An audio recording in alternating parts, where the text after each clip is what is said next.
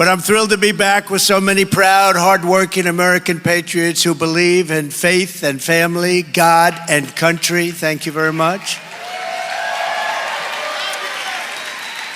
And we want to thank each and every one of the believers in this room for your prayers and your incredible support. I really did appreciate it. Something was working, that we know. Something was working, so I thank you very much.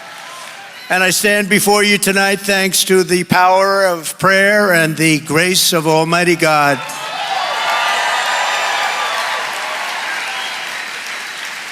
As I think you can see, I've recovered well, and in fact, just took off the last bandage off of my ear.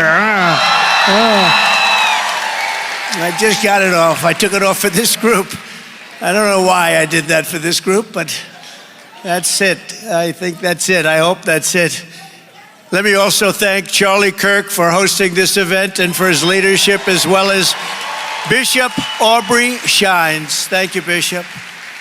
A great friend of mine, a tremendous woman of faith, Pastor Paula White is here, and she's been so incredible wherever you may be, Paula. Where's Paula? She is fantastic. Thanks, Paula. Pastor Jensen Franklin, one of the biggest, one of the most powerful, one of the greats. Thank you, Pastor. He's been with us from day one. Pastor Lorenzo Sewell, whose church I visited in Detroit, and this guy can speak. Where is he? He can speak. He spoke at the convention. And I'll tell you, nobody wanted to follow him. Where is he? Where is that pastor? Oh, hello, pastor. Nobody wanted to follow him, I can tell you that. There was the people said, I'll pass. You were fantastic. Thank you very much, Pastor. It was an honor to be in Detroit. And we were in serious Detroit, right? That was the real Detroit. Thank you very much. So respected, such a wonderful man. And speaking of respect, Secretary Ben Carson. What a great guy. Nobody like him. Former ESPN anchor Sage Steele. Thank you, Sage. Sage has been terrific. She's been terrific, amazing person. Another amazing person is a man named Peter Navarro. Peter Navarro, a patriot, one of the best trade people ever. He understood China better than anybody but me. I understood him better. No. We both understood. Where is Peter? What a great guy. Peter, where are you, Peter? There he is. Peter, thank you very much. What a great guy. He got it. He got it. He was something special, and he's going to come back with us, I think. Peter, you coming back with us wherever? Yeah, there you are. Thank you, Peter. He's coming back. He really did. He understood trade. He understood it better than just about anybody. He understood how we were being ripped off for years and years and years, and nobody did anything about it, but we did.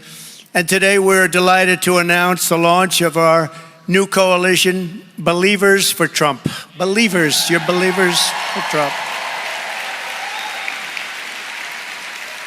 As you know, 5 days ago, we officially defeated the worst president in the history of the United States, crooked Joe Biden. You know, I thought a lot about it. We defeated him. He was badly beaten, and you know, everybody was going to him said, you can't beat him. You're not going to beat this guy. You can't beat him. Get out, get out. We want you out. There was nothing nice about what they were doing. And they were saying, we want you out of the race. You're going to lose. We want to put somebody else in. How about that? It's like a prize fighter.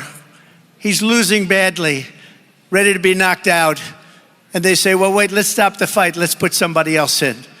It doesn't work that way, and it's not supposed to work that way. And this really was a coup by the Democrats. This was a coup, nothing else. He got 14 million votes. I hate to stick up for Biden, but you know, he didn't want to do what he did. He said, I'll never go out. I'll never, ever go out. 2 days later, I'm proud to go out. Because the fascists went after him. They threatened him with the 25th Amendment. They said, we can do it the nice way or we can do it the hard way, Joe. That's what happened. I know as many people on that side as I know on our side, so to speak. But that's what happened. They said, we can do it the hard way. We can do it the easy way. 25th Amendment if you don't go. And he said, oh, I'll go. And now they're trying to make him into a brave hero. He's so brave. Last night or the other night, he made a speech behind the beautiful Resolute desk in the Oval Office. And look, I'm not looking to knock. I want to give people credit or not credit. It was horrible. And then you turn on to like CNN and MSDNC, the worst. They're just horrible. And they're saying one of the finest speeches we've ever seen. I mean, Churchillian, somebody said. Churchill, Winston Churchill. No, Winston had it on him a little bit. It was so bad, and they pretended it was good. And they're doing the same thing with her. She was a bum 3 weeks ago. She was a bum.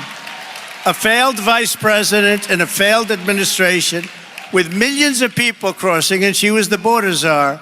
Now they're trying to say she never was the border czar. She had nothing to do with the border. She was the border czar.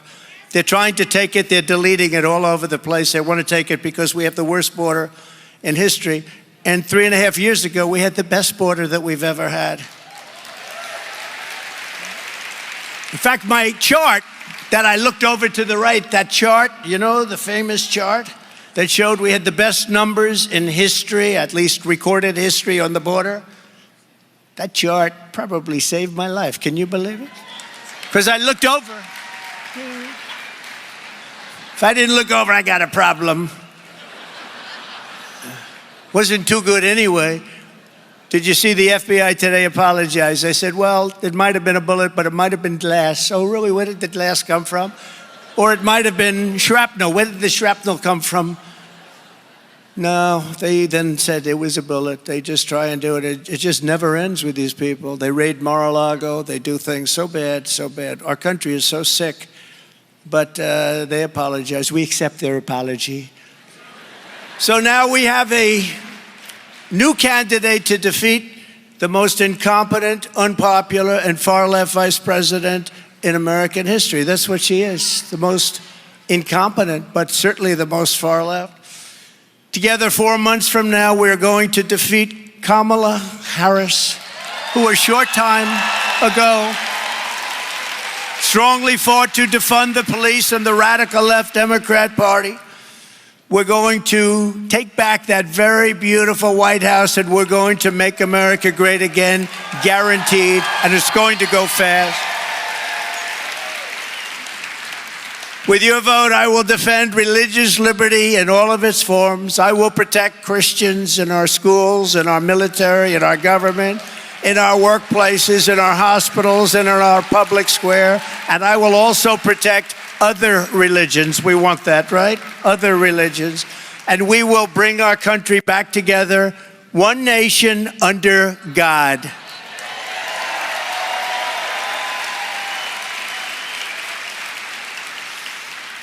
But if radical, liberal Kamala Harris gets in, and by the way, there are numerous ways of saying her name.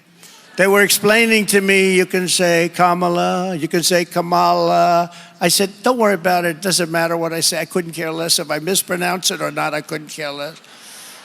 Some people think I mispronounce it on purpose, but actually I've heard it said about 7 different ways. There are a lot of ways.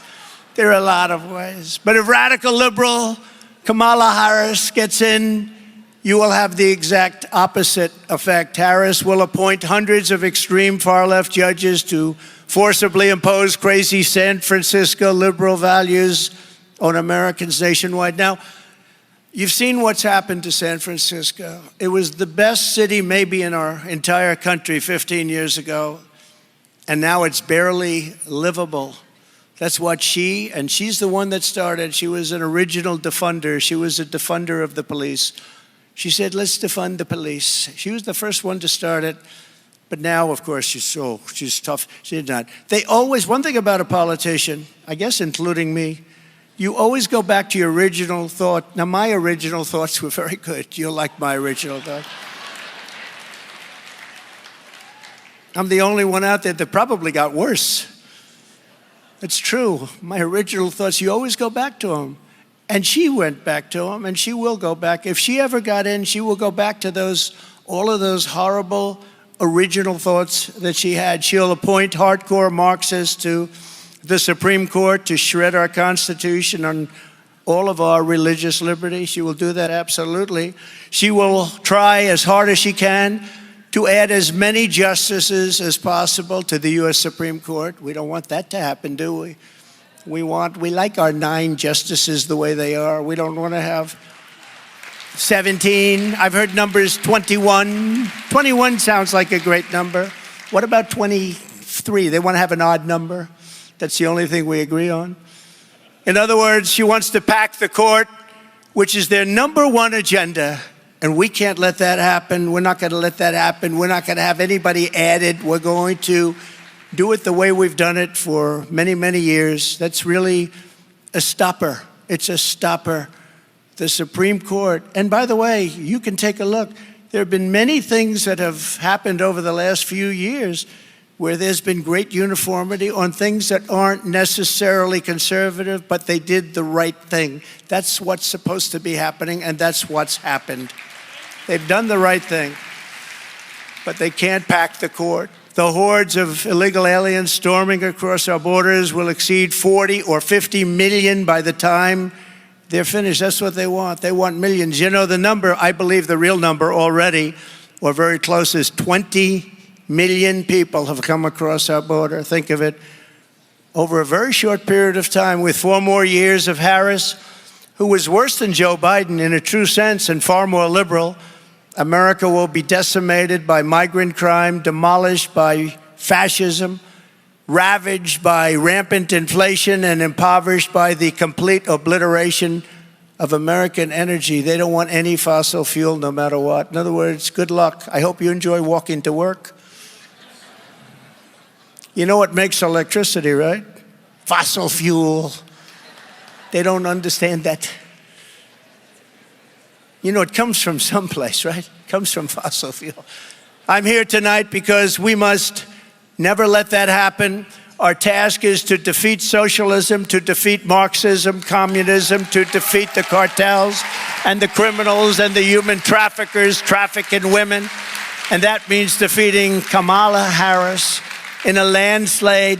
We want a landslide this November. We want something too big to rig, too big to rig.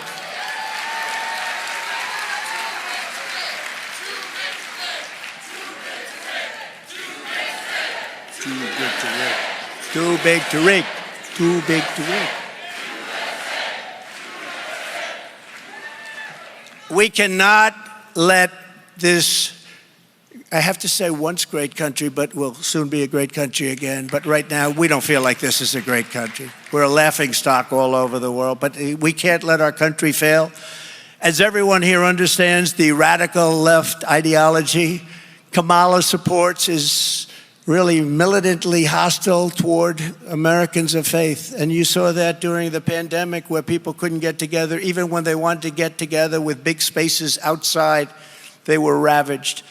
As a senator, she viciously attacked highly qualified judicial nominees simply because they were members of the Knights of Columbus, suggesting that their Catholic faith disqualified them from serving on the federal bench. And I'll tell you something, I don't know, we have a lot of Catholics in here, probably not too many. How many Catholics do we have? Whoa, it's a lot. I don't know how a Catholic can vote for the Democrats because they're after the Catholics almost as much as they're after me. I would say I top you, I'm proud to admit. But they're really after the Catholics. And, you know, I met today with Bibi Netanyahu, and I will tell you,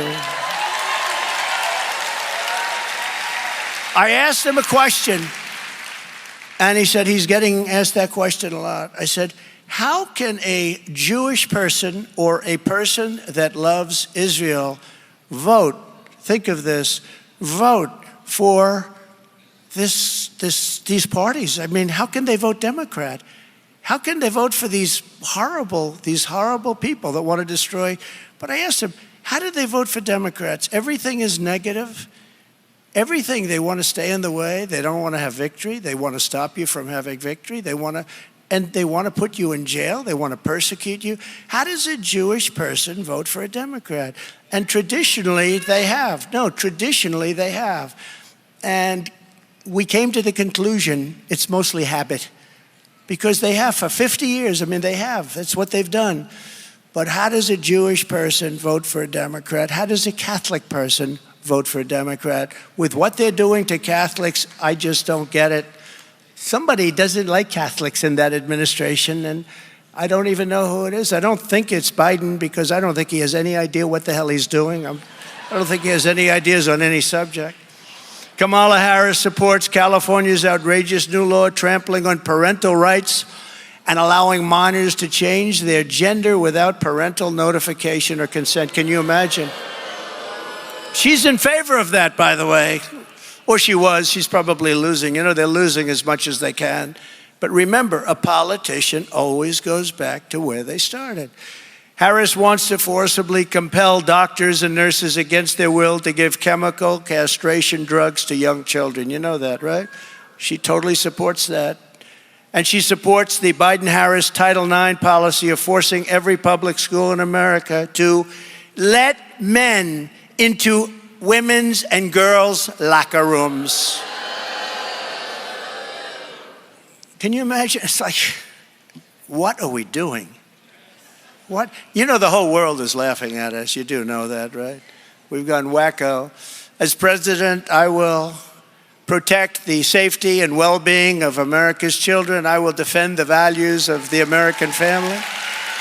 And above all, I will restore common sense to Washington, D.C., because Republicans, and I said this for the last year, and I think it's so true, we're conservative and all of that stuff.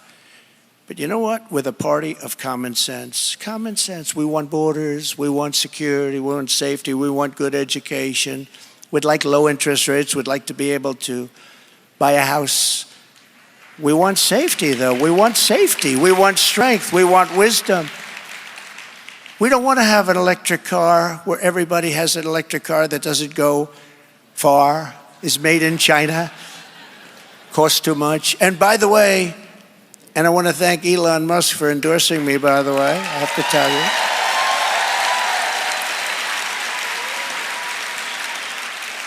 And I said, you know, Elon, remember, I love electric cars. I think your car is great. I love it.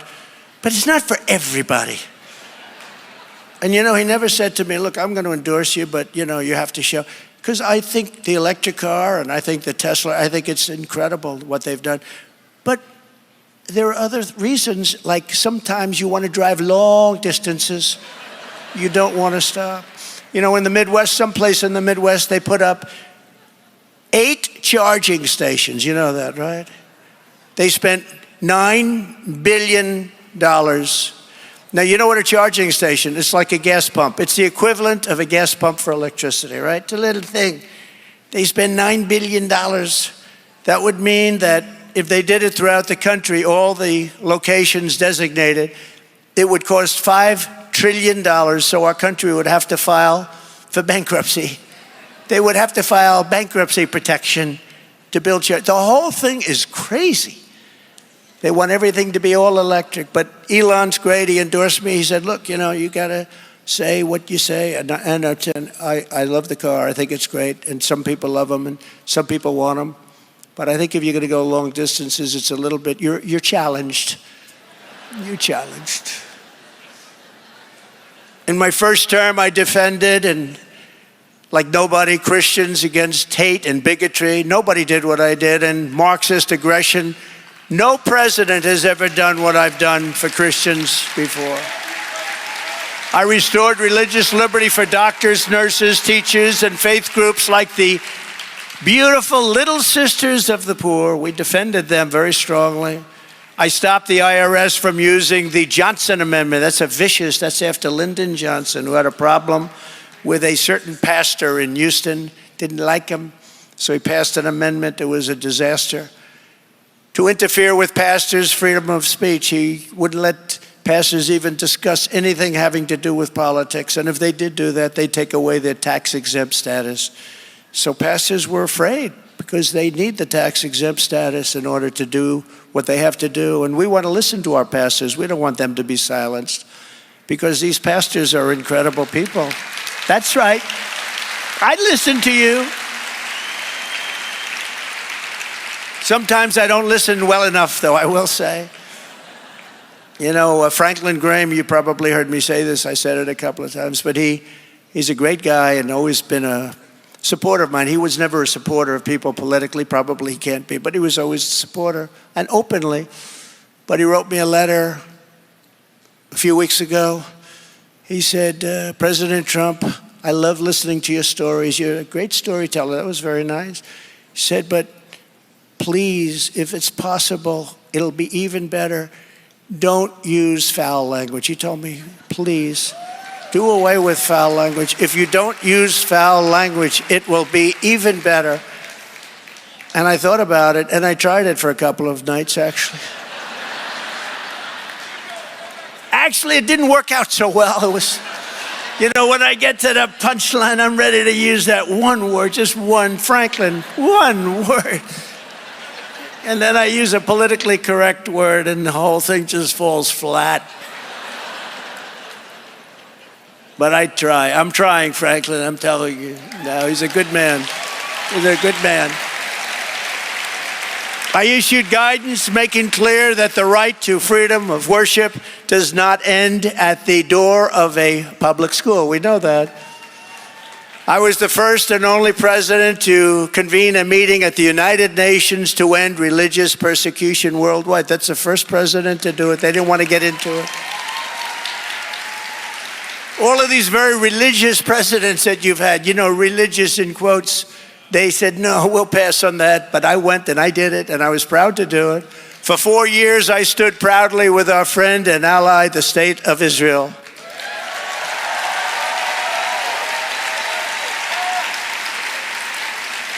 And for them and us, I withdrew from the Iran nuclear deal. We left Iran weak, broke, and unable to fund terror. And we would have had a deal if the election weren't rigged and stolen. We would have had a deal within the first week after the election.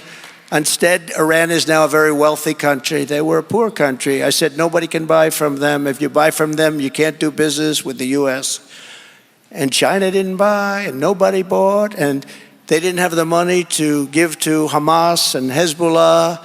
They had no money. They were broke. A Democrat congressman was on a show called Deface the Nation. Do you know? Ladies and gentlemen, it's Deface the Nation. They spend millions of dollars with people to try and build up their name, and then Trump comes up, makes a speech. Look at all the television. Trump comes up, makes a speech, and you go Deface the Nation. So much for that PR campaign. But it's true. It is a defacing of the nation in many cases. The others are no different. ABC, NBC, CBS, they're all bad. But we have to bring back an honest press. If we don't bring back honesty in our press, this whole thing is not going to work. But I kept my promise, recognized Israel's eternal capital, and opened the American embassy in Jerusalem. It was a big deal. And got it built for $2 billion under budget. Took an old building and reconverted it for peanuts using Jerusalem stone. A friend of mine said, oh, I love Jerusalem stone. He's in New York. Big, rich guy. Every time I walk into his office, do you know what this is? I know it's Jerusalem stone. You tell me every time, oh, comes from Jerusalem. So now I'm building. I not only wanted to get it going, but I want to build it because I know I can get it built fast. And they had a building already. They were going to spend hundreds of millions of dollars to buy a site in Jerusalem. I said, wait a minute, don't we have something? We checked? Yeah, we always do, because we were there a long time ago. We were there sort of first, always by the post office like I did in Washington. If you get a post office, it's always the first building that they put in years ago. It's always the best location. So I said, do we have anything? Yeah. And I said, hey, listen to the people. We're going to spend $2 billion on building an embassy. I said, how much do you think we can do it for? We think we can do it for $350,000. So this, really, we're going to take an old building and reconvert it. I said, 300. It's the only time I ever said this. I said, honestly, it's too low. It sounds too cheap. I've never done that before. Usually I say, okay, let's make it 300, right? Let's make it 250. But I said, I think it's too cheap. It sounds terrible. Do it for under 500,000. Yes, sir. I said, any chance we can use Jerusalem stone? A friend of mine says it's very expensive. He goes, absolutely, sir. It's all over the place. We're in Jerusalem. So we built the whole thing out of Jerusalem stone. Can you believe it? And got it done for nothing. And it's beautiful. It's a beautiful embassy. And that was the capital of Israel. Every president for decades and decades promised that they were going to do that. Capital of Israel, Jerusalem. But I even got the building built. And we got it built. We had a beautiful opening. I went. It was a beautiful opening. And I had a young lady named Ivanka there. We had our great First Lady there. We had a lot of my children, a lot of my friends. It was a beautiful opening. Remember, it was always going to be a disaster if you do that. And every president was going to do it. They got to the office. They go into the White House. All of a sudden, they get hit by every side. They never did it. They never could get it off. I understand it. There was tremendous pressure not to do it. But I got it done. I got the building built, and it was a great thing. We opened it, and there were no problems, you know. People said there were going to be big problems. There would be bloodshed all over the Middle East. It never happened. It never happened. And we had it recognized, Jerusalem, as the capital of Israel. It was a great thing. It was a great day, actually. I also recognized Israeli sovereignty over the Golan Heights. I never even said I was going to do it. I mean, the fact is, I've done more for Israel by far than any other president, not even close. And with the historic Abraham Accords, as you know, we created peace in the Middle East. Unfortunately, they didn't add any countries to it, but we will. By contrast, Kamala Harris stabbed Israel in the back in its great hour of need. 2 days ago, she refused to attend the speech in Congress of the Prime Minister of Israel. She said, "Oh, I can't make it." There was just a small group of people, but they couldn't make it because that's her original thought. That's where she comes from. She doesn't like Jewish people. She doesn't like Israel. That's the way it is, and that's the way it's always going to be. She's not going to change. Together with Joe Biden, she gave billions and billions of dollars to Iran and Hamas to fund their campaigns of terror. She gave them billions of dollars. They were broke. Remember, when I left, they were broke. There were stories that Hamas is out of business, Hezbollah is out of business. They were broke. October 7th would have never happened if I were president. The attack on Ukraine by Russia would have never happened. I spoke to President Putin often about it. It was the apple of his eye. He would have never done it. Wouldn't have done it. I said, "You'll never do it." He would have never done it. It was only after I left that armies started aligning the border with Ukraine, armies. And I said, "Oh, he's just negotiating. He'll never do it." But he did it. He did it because we had a weak president. He did it also because our move out of Afghanistan was so incompetently done. And I think when he saw the way we did that, he said, "Wow, this is a paper tiger that we're dealing with." But they weren't a paper tiger with me. We defeated ISIS in 4 weeks instead of 5 years. It was supposed to take 5 years, 4 weeks. Within days of the heinous October 7th attack on Israel, Kamala Harris praised the anti-Israel protesters. You saw that, right? She praised them. She betrayed America's ally and sided with the radical fringe of her party, only for political gain, maybe for personal gain, I don't know. And this week, many of those Kamala Harris supporters burned American flags in the heart of our nation's capital and desecrated our monuments. Did you see? They sprayed very powerful spray paint into limestone, magnificent, the lions, the bells, you saw it. And you know, when that gets into limestone, you never really get it out. You'll see it in 100 years from now. They desecrated. And by the way, January 6th, well, what's happening to these people that have done serious damage? Have they been arrested? Are they in jail now, like the January 6th hostages? And when are they letting them out? You know, we had a great Supreme Court ruling 4 weeks ago that really should let most of them out. When are they coming out? They're still there. When are they coming out? Unlike liberal Kamala, I will support Israel's right to win its war on terror. You have to support that. Got to win, got to finish it off. And instead of pandering to the jihad sympathizers and America-hating radicals, we will deport them. We will deport them very quickly. We have no choice. And they understand that. They understand that. I have many friends in the Middle East, many great friends in the Middle East. They understand it. In my next term, I will once again appoint rock-solid conservative judges who will protect religious liberty and not let Marxist lunatics rewrite our Constitution. In my first 4 years, we will totally transform the federal bench, appointing remember this, I appointed nearly 300 judges to defend the law and the Constitution as written. I defended this law, this Constitution. Then they say, oh, he is not for democracy. I took a bullet for democracy. He didn't. And I might have taken it because of their rhetoric. Who knows? I withstood vicious attacks to pick and confirm 3 great Supreme Court justices, Neil Gorsuch, Brett Kavanaugh, and Amy Coney Barrett. They're great people. They're courageous people. We've also achieved what the pro-life movement fought to get. For 50 years, they've wanted to get this. For 50 years, they've been working so hard, getting abortion out of the federal government. They wanted it out. That means everybody, Democrats, liberals, Republicans, conservatives, they wanted it out, and they wanted to bring it back to the states for 51 years to be exact.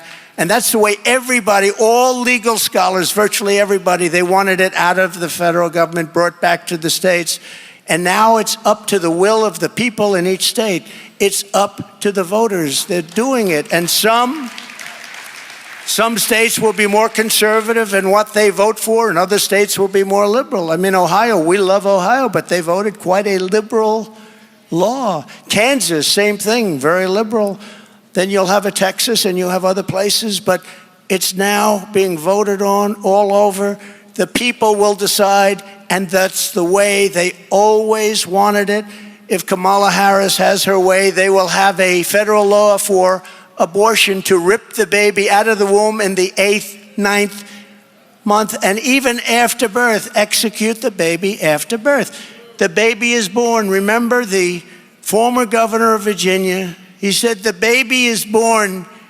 We sit with the mother and we discuss what you want to do with the baby. In other words, if you want, we'll execute the baby after birth. And they have laws, and they want to pass laws to that effect. These people are radicalized, and they're sick. They're sick people.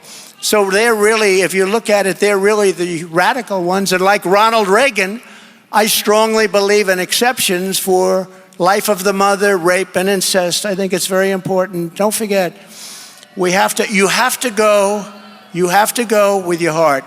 But you also have to win elections. Very important. You have to win. So go with your heart. Do what you want, but you do have to win elections. We have elections that are very important to win. And if you don't do certain things, you're not going to win elections, and it'll be a very Pyrrhic victory. It'll be a victory that's not really a victory at all. But Ronald Reagan felt that. I felt that. Many people feel that.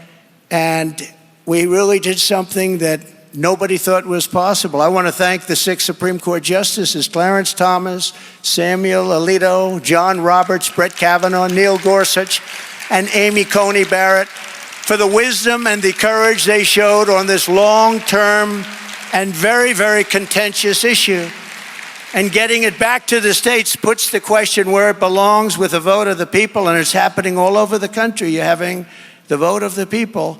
And over time, it will all work out. It's working out at a rapid rate already. You know that it's going to, many states are voting on it now, and many have already voted. And sometimes the vote will be as you like it. Sometimes it won't be quite as you like it. But our country can finally come together. This issue has been killing our country for 51 years. As soon as I take the oath of office, I will stop the Biden-Harris administration's weaponization of law enforcement against Americans of faith and against, frankly, their political opponent. No longer will their DOJ and FBI be allowed to target, persecute, or round up Christians or pro-life activists and throw them in jail for living out their religious beliefs. And that's what they've been doing. They've been doing that at levels that this country has never seen before. Americans of faith are not a threat to our country. Americans of faith are the soul of our country. All of you, you're the soul of our country. You built this country. You built this country. You really did. You built this country. From the moment I win the election, I will rapidly review the cases of every political prisoner who has been unjustly victimized by the Biden-Harris regime, so we can get them out of prison and back to their families where they belong. There's many of them out there. And that includes Paula Harlow, the 75-year-old woman in poor health who the Biden-Harris administration sent to prison for peacefully protesting outside of a clinic. You know that. You heard about that. This wonderful woman, and 75 years old. She's going to jail, and she's in jail. She's going to jail. She's going to be there for quite a while because she was singing religious tunes outside of a clinic. I will create a new federal task force on fighting anti-Christian bias. And its mission will be to investigate all forms of illegal discrimination, harassment, and persecution against Christians in America. The weaponization of law enforcement is the greatest threat to freedom in our country, and nobody knows it better than me. I think I know it better than anybody. The reason Biden, Harris, and their thugs are so desperate to stop us is that they know that we are the only ones who can stop them. We are the only ones that can stop them. This is a movement, Make America Great Again, MAGA, the likes of which our country has never seen before. And by the way, Christians have to vote. You know, I don't want to scold you, but you know that Christians do not vote proportionately. They don't vote like they should. They're not big voters. You know who else aren't voters? The NRA endorsed me very powerfully, strongest endorsement they can give, National Rifle Association. People that own guns and rifles are not big voters. They have to vote. If you don't vote, we're not going to win the election. If you do vote, we're going to win in a landslide. Too big to rig. We're going to win in a landslide. But Christians, you know, you'll go to church every Sunday, and Pastor Paula White and all of the people, I understand, they're doing lockboxes in churches where people don't even have to go to vote. They can now vote in church. And if you do that, we're going to win by numbers that nobody's ever seen before. You know, you have tremendous power, but you just don't know that. But you have to use that power. Christians are a group that's known not to vote very much. You have to go out, at least this election. Just give us in, get us into that beautiful White House. Vote for your congressmen and women. Vote for your senators. We will change this country for the better. This country will be great again like never before. You got to vote. And I've said it before, and I'll say it again, November 5th, which is a period, really, because you're allowed to vote early. They have early voting, late voting. Everything is so ridiculous. We should have one-day voting, paper ballots, voter ID, and certification of citizenship, and that's what we're striving for.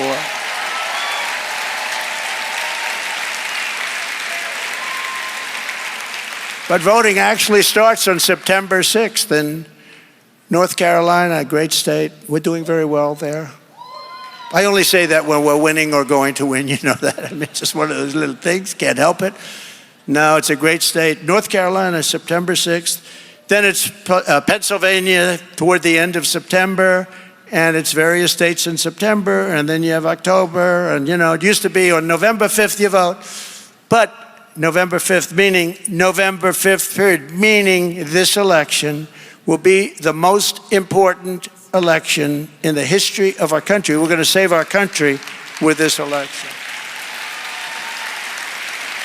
So all of their persecution is only happening because I am running for president and leading very big in all of the polls, including big leads against Kamala. We have very good leads, you know, despite the fact that she came in as a replacement, a mandatory replacement. Joe, you're doing badly, Joe. We want you out, but I don't want to go out. I don't want to go out. You're going out, Joe. Do you understand that, Joe? You're going out, Joe.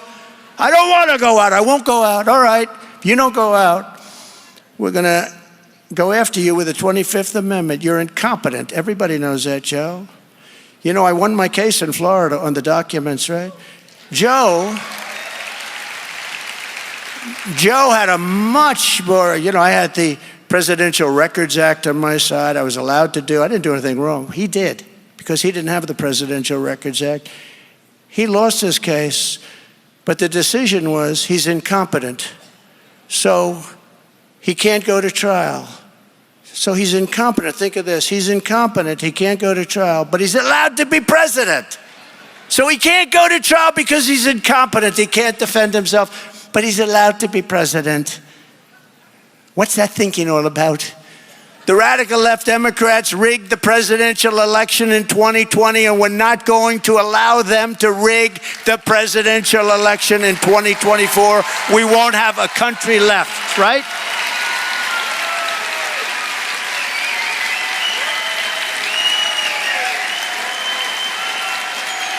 Thank you.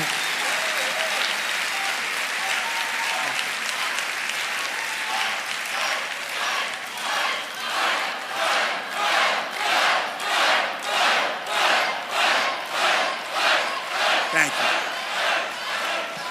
Thank you very much. Thank you, everybody. This is fun being with you. It's like a love fest.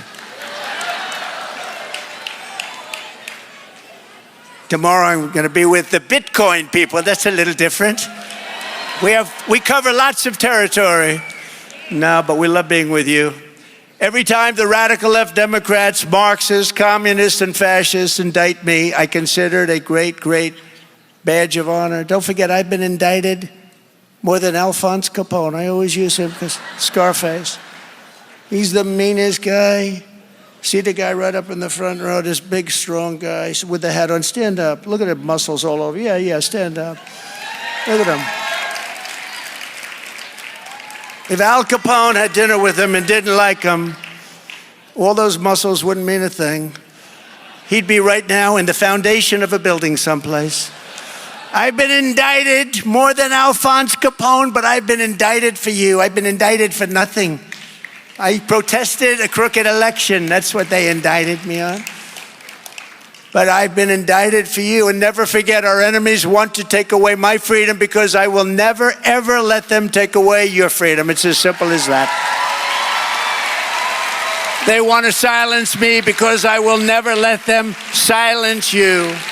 And in the end, they're not after me, they're after you. I just happen to be standing in their way, right? And that has never been clearer than it is today. If Kamala Harris gets in, she will be the most extreme, radical, liberal president in American history. Probably, I could say, politician. As a senator, think of this one. As a senator, Harris was ranked #1 most far-left Democrat in the entire Senate. And that includes Bernie Sanders. Do you believe that? She is more liberal than Bernie Sanders. I didn't think you could get more liberal. She's substantially more liberal. Remember, defund the police. I want to defund the police.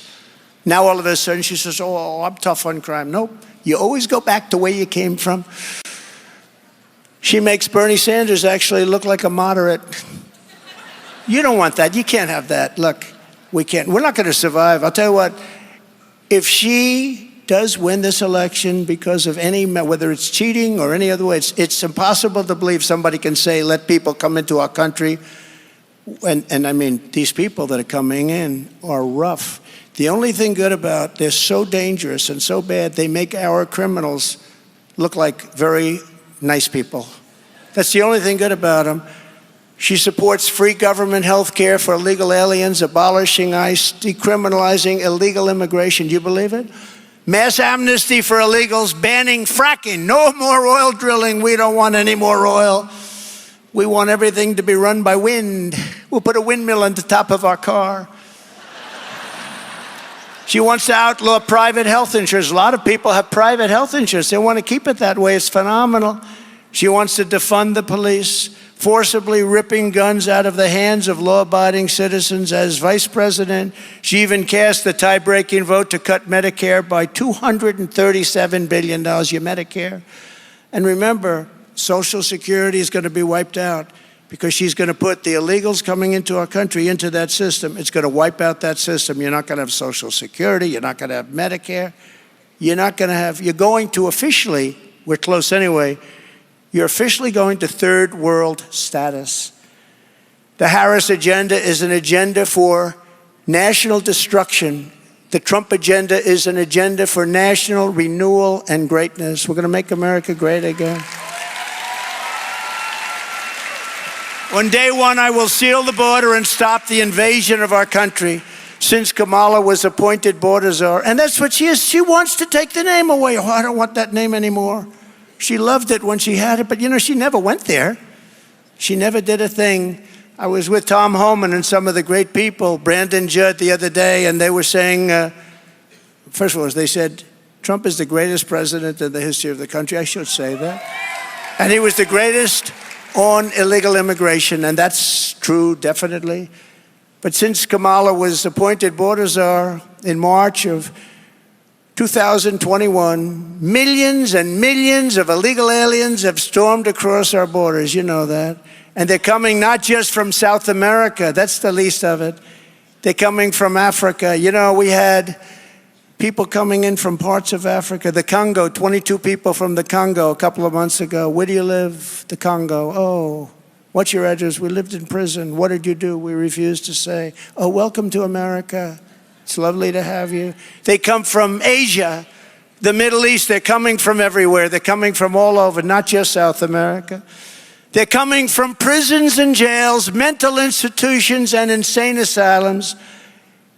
And terrorists are coming in at levels that we've never seen before. When I had the safest border we've ever had. Let me tell you, my border was safe. It was safe. Nobody's seen anything like it. And one of the things I was most proud of, I stopped much of human trafficking, which has become as big a business as the drug trade. And they traffic in women. They traffic more in women than anything else. And they were afraid of us. They're not afraid any longer. Human trafficking, women trafficking, but human trafficking is way up. And it's a bigger business than it was 100 years ago. You think of it almost as an ancient crime. It's not. You know what made it big? The internet. The internet's made it a tremendously big business, similar to the drug trade. Meanwhile, our crime rate is going up while crime statistics all over the world are plunging. They like to say, oh, our rates are down. They're not down. They're way up.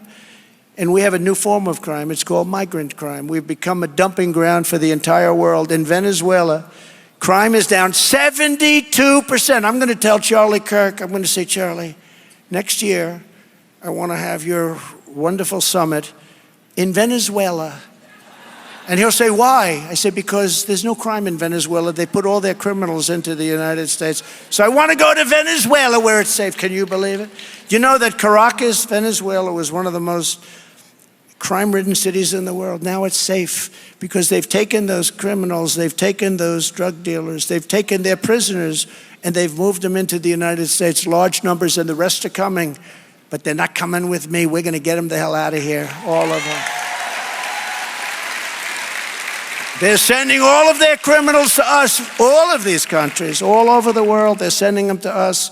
So you see numbers which are plunging all over the world because they don't have, wait till you see, and don't forget, these people have just, there's something about, you got to get used to it. They just got put here. They're getting used to our country. They're getting used to, we have the greatest law enforcement in the world, but we don't allow them to do their job. We're going to allow them to do their job. Otherwise, you're not going to have a country left. You're not going to teach a criminal not to be a criminal. Border czar Harris will let murderers, child predators, and bloodthirsty rapists and drug dealers charge across our borders by the tens of thousands a day. I will throw the killers, criminals, and illegal aliens and gang members the hell out of our country, or if they're really bad, we'll put them in our jails.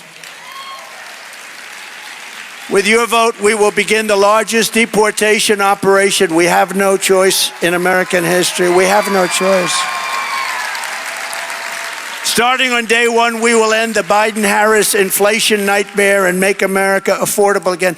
So we've had the worst inflation, I think, in our country's history. They say, sir, it's only 58 years. I say, I believe it's the worst we've ever had. The numbers are much higher than they're showing. What they're showing is through the roof, but the numbers are even worse than that. To bring down the prices of all goods, we will stop their war on American energy, and we will drill, baby, drill, right? Drill, baby, drill. You'll be drilling right in front. You'll be a driller. I will terminate the Green New Scam, and I will end the Biden-Harris electric vehicle mandate. We want you to buy electric cars, Elon, but not everybody. We will pass massive tax cuts for workers, and that includes no tax on tips. Is that okay? Do we have any waitresses? Do we have any drivers, any caddies? Oh, there's one, look at her, she's happy. No, it's something we can do. Let them keep their money. You came all the way from where? Las Vegas, right? No tax on tips. Remember, that's a big deal. That's a big deal. You know where I got this? Not from a big consultant that charges you $2 million to write up a report that doesn't mean anything. I got it from a waitress having dinner. I said, how are you? At Trump in Las Vegas, beautiful Trump Tower in Las Vegas. I said, hotel. I'm in the restaurant. I said, how's everything going? To a great waitress. She said, not good. They're just killing me on taxes. I said, taxes? What do you mean taxes? Don't they hand you cash? No, actually, most of it's done on the check. She said, they're after us all the time. And now they just passed regulations to Biden where they go after. They could go into your homes. They hired 88,000 new IRS people. You saw that? 88,000. By the way, they're allowed to carry guns. You know, nobody can have guns, but they're allowed to carry guns. Can you imagine this? But 88,000, and she was saying how unfair it is, how horrible it is, and it really, you know, it's like harassment.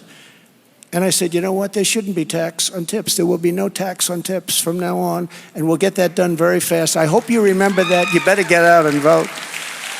Before I even arrive at the Oval Office, shortly after we win the presidency, I will have the horrible war between Russia and Ukraine settled. I will get it settled, and I will prevent World War III. Nobody else is going to say that. We are closer today to World War III than we've been since the Second World War.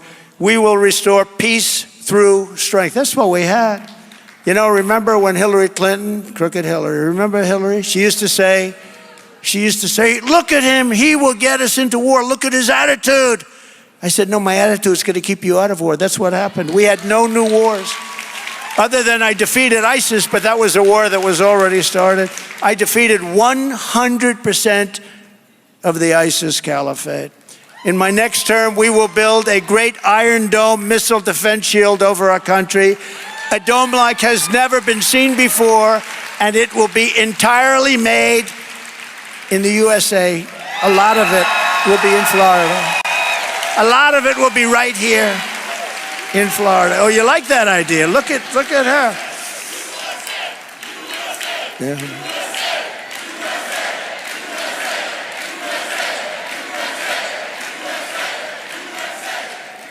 Why shouldn't we? It's our technology.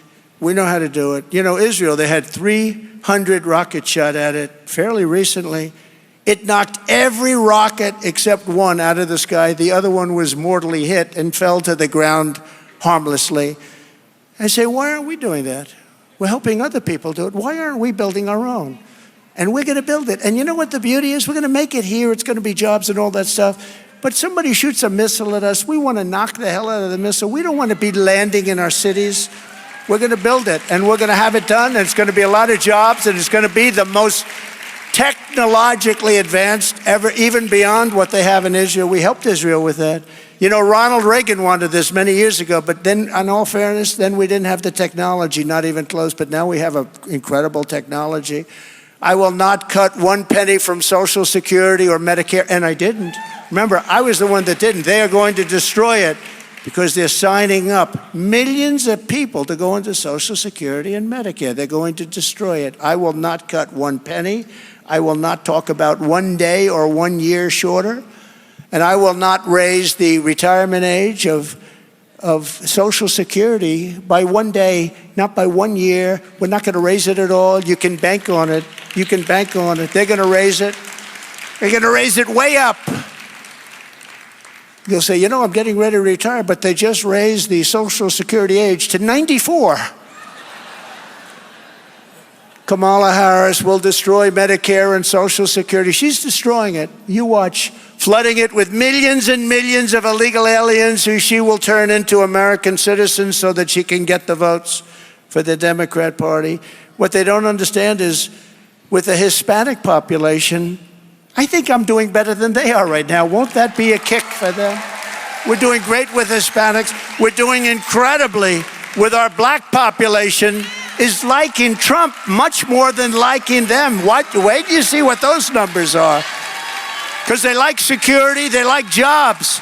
You know, all these people that are coming in, they're affecting more than anybody else the black population. Second, they're affecting the Hispanic. They're taking their jobs.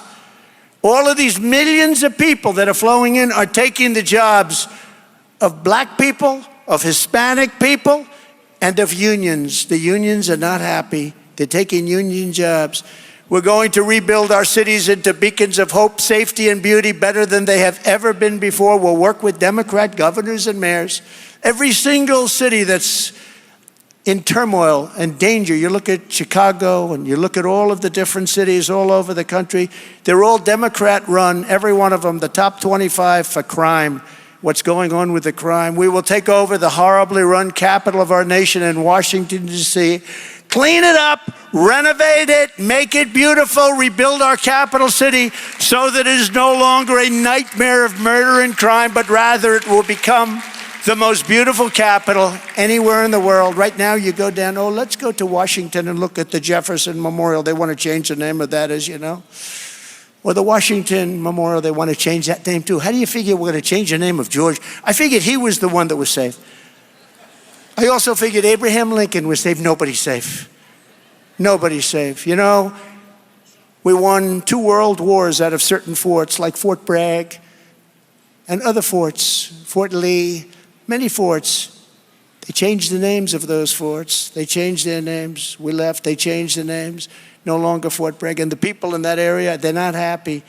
But we won 2 world wars out of these forts. As an example, Fort Bragg, proud.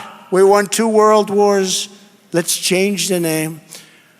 On day 1, I will sign a new executive order to cut federal funding for any school pushing critical race theory, transgender insanity, and other inappropriate racial, sexual, or political content onto the lives of our children.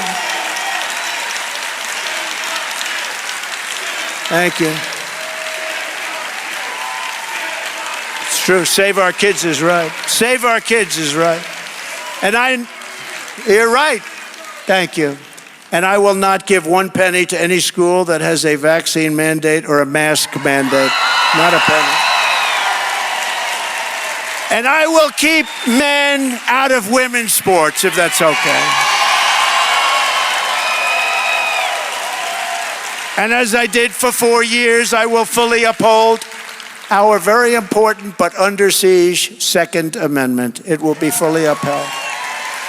We will protect innocent life and we will restore free speech in our country, and I will secure our elections. Our goal will be, as I said, 1-day voting with paper ballots, proof of citizenship, and a thing called voter ID.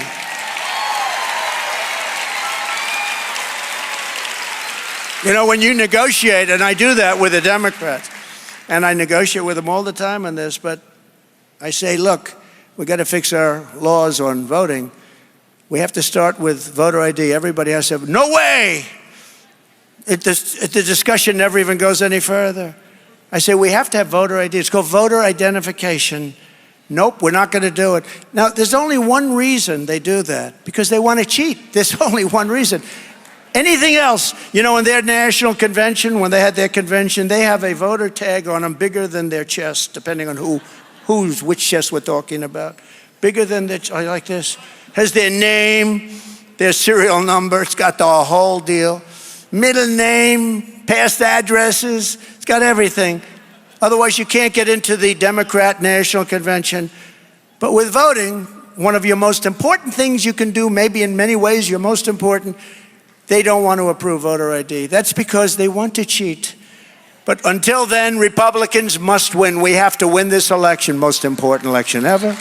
We want a landslide that's too big to rig. If you want to save America, get your friends, get your family, get everyone you know, and vote.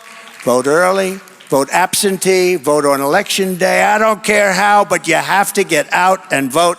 And again, Christians, get out and vote. Just this time. You won't have to do it anymore. 4 more years, you know what?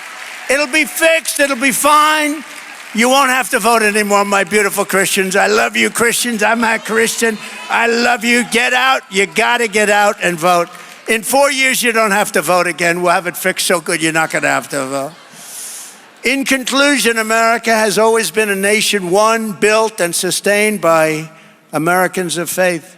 It was faith that led the Pilgrims to cross an ocean and settle this majestic continent. It was belief in our Creator that led the patriots to defend their liberties in the war for independence. It was faith in America's God-given destiny that pushed the pioneers to journey west. And it was trusting God that led generations of American believers to end slavery, defeat fascism and communism, and make this into the greatest and most exceptional nation in the history of the world. But now we are a nation in decline. We are a failing nation. We are a nation that has lost its confidence, its willpower, and its strength. We are a nation that has lost its way. But we are not going to allow this horror to continue. Less than 4 years ago, we were a great nation, and we will soon be a great nation again.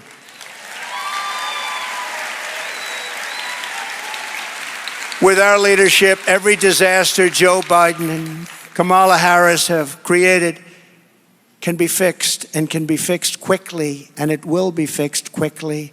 Every problem can be solved, and every wrong can be rectified. By this time next year, America's borders will be strong, sealed, and secure.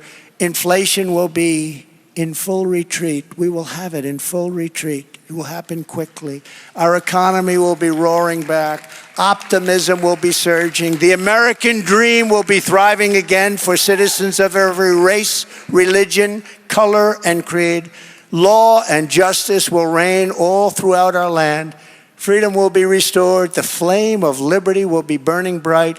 Joe Biden and Kamala Harris, the worst administration in the history of our country, will be a fading memory of the past.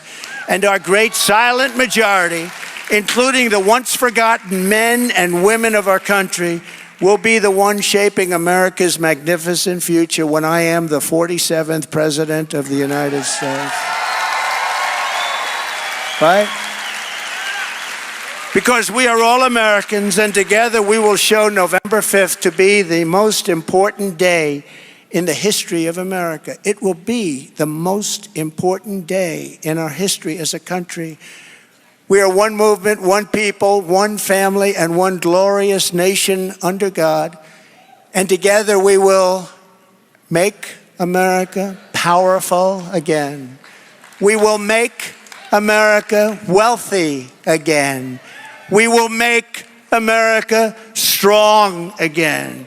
We will make America proud again. We will make America safe again. We will make America free again. And we will make America great again. God bless you. God bless you all. Thank you. Thank you very much. God bless you. Thank you.